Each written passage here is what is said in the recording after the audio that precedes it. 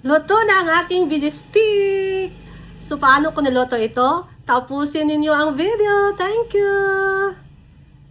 So guys, magawa tayo ng Vegemite galing sa wheat flour. So, itong flour, trigo ito sa Tagalog. So, from wheat grain. Water. So, ganito to paggawa guys ng Vegemite. Okay. Wala siya, chewy texture ba na siya? Okay. Ito yung nagawa natin na Vegemite. Alam nyo ba guys, itong wheat flour, mayaman sa protein. So, chewy texture ito. Ito na yung ating Vegemite mga guys. Pinaboiled natin para maluto siya. Ito na yung ating Vegemite na marinated with lemon, setu, paminta, tuyo. So, prituhin na natin ang ating Vegemite. Ganyan lang mga guys.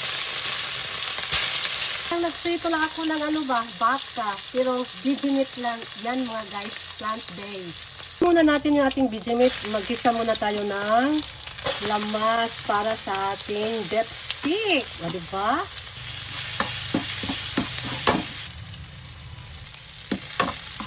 Na guys, luto na ang ating veggie stick.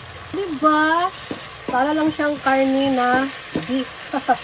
Pero, Vegemite ito mga guys ha, plant-based Vegemite. O, diba masarap? Let's eat! Luto na ang aking veggie stick. Kainan na! So, ito na yung ginagawa natin na veggie stick galing sa wheat flour or tinatawag na trigo or wheat grain. O, diba? Diba ang sarap?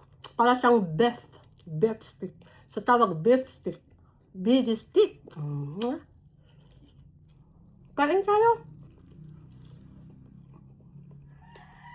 Lamig tayo. Sabalan mo muna sa benefits yung wheat flour o sa kanyang Vegemite. High in protein na siya mga guys, pero plant-based. Hindi na siya yung mga kanang kanin nga gikan sa baka. Dito na siya sa wheat grain. Lamig tayo. May siya kainin. Pag vegetarian ka, makadalit ka ani. Pero meron sa karne mga guys.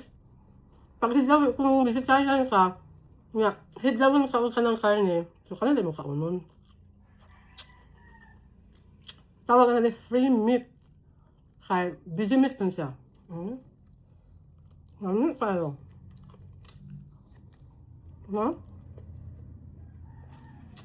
Malagay sa karne.